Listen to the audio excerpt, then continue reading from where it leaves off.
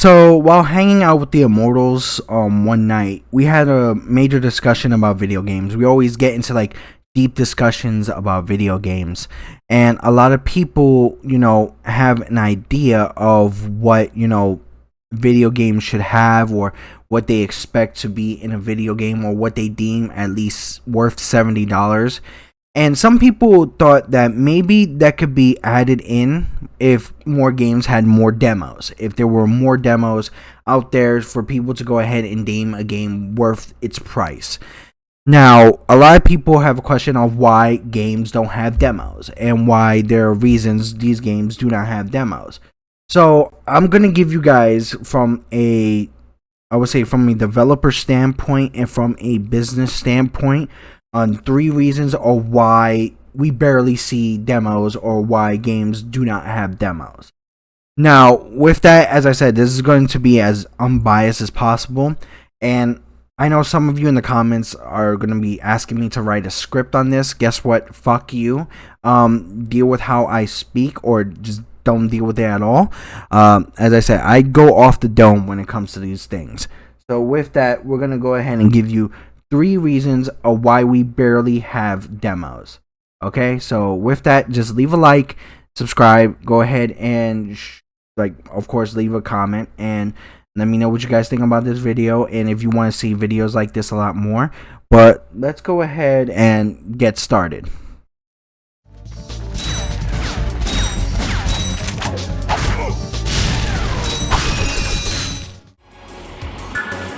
The bolt of thunder! So I think I remember PlayStation 2, Xbox. I think a lot of games had somewhat of like demo discs. I don't know if you guys were around during that time. I get a couple of demo discs, I believe, on the PlayStation 2 era when I had a PlayStation 2. And with that, it kind of showed like a whole bunch of games listed. It also showed like back, I would say, behind the scenes videos of where people were playing it. Sometimes they'll give you hints on how to go ahead and win in a game, or to beat a certain part in a game. And now I think the reason why we don't have those demo discs, because some of them did come free, but then some of them had volumes out where at one point we were paying for them. I don't know if you guys saw that. I think it was just me during the time where we were paying for demo discs. And now, since demos are free, in that aspect, a lot of people now going digital. Especially a lot of people don't want to go ahead and buy discs. The demo discs tend to go, obsolete.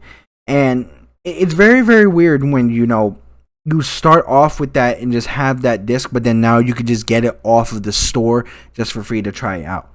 Now, that's a major thing of why a lot of the games, with the demos, ended up declining, because a lot of people didn't want to pay for those discs. If they were going to pay money for it, they wanted to pay for the whole fucking game. So it makes sense of why these discs went obsolete and why a lot of people didn't like them. A lot of people didn't like the fact that you have to pay I think at least the most $20 to $30 for these demos, because there were multiple demos. But then the process of that, where I believe the games or certain games around $40 or at least $30 to $40 during the time, where if you're gonna pay the $30, you're gonna end up wanting to pay for the whole game.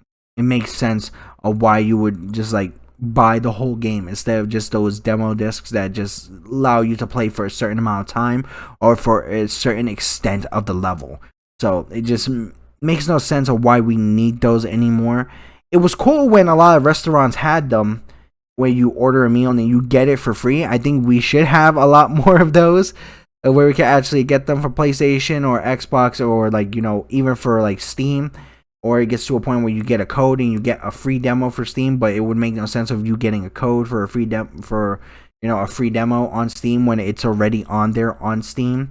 So with that, I think that's why a lot of people didn't want to see the discs, and paying for them were completely off. If I'm paying $30 or $40, I want the whole fucking game of Ratchet and Clank, the original, not just the demo of Ratchet and Clank. You guys know what I mean.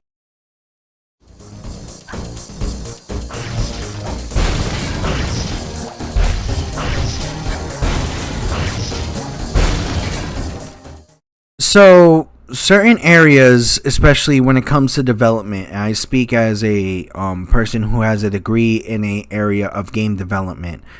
Um, when it comes to making a demo, it's separate development. Like you have the full game, and then you have the demo. Especially when you're making the demo, you're making it from a certain extent of the level, and then the demo's done, or to a certain time limit. Now, with that, it goes to a major extent where it costs more money to make the demo also. Like you have the regular game development, and then you have a separate level which costs more development in that area, and with that, that increases of how much it will take to make the game. Now, with the increase of how much it takes to make the game, you have to meet a certain like I would say a standard, not just a standard, but also a certain goal of how much you make.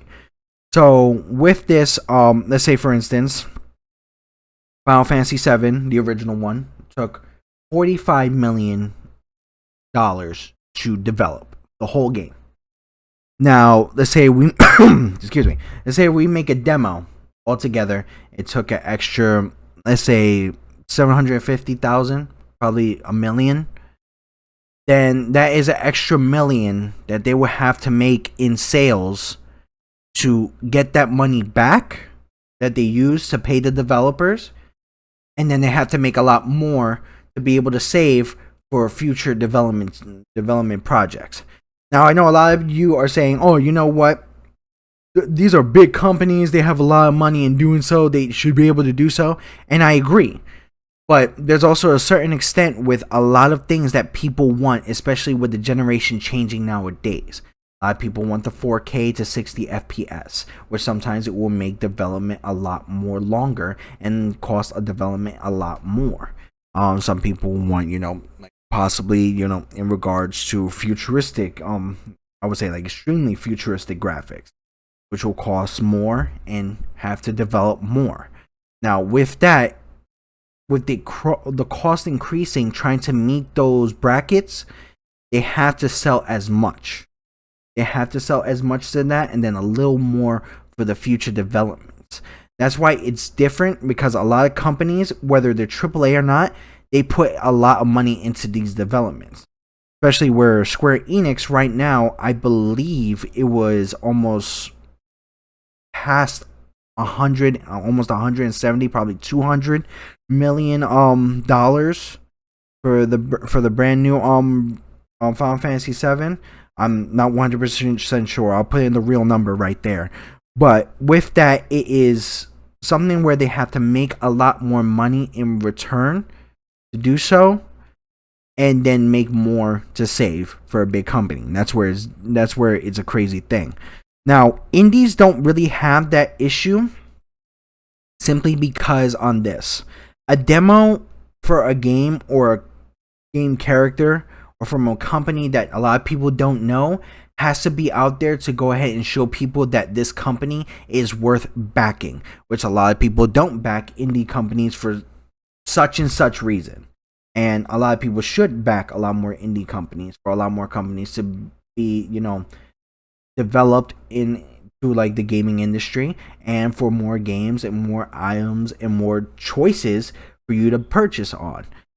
It's really, really important, especially when you want to support an indie area. But for a demo, it should be very important for an indie area. Plus, also, it will take money for a separate level for a demo in an indie area, where a lot of indie companies do not have that money, since they're starting off new. Sometimes they're doing the development for free, and it's not fair to put them up to for freeness. But at one point, it also pushes the idea of, hey, maybe we can go ahead and get a demo out there so people can like what our game is about. And that actually leads right now to our next subject of why, things like that will lead to people to buying a product. And this topic that I'm coming at right now is exactly why people will buy a product more than a demo.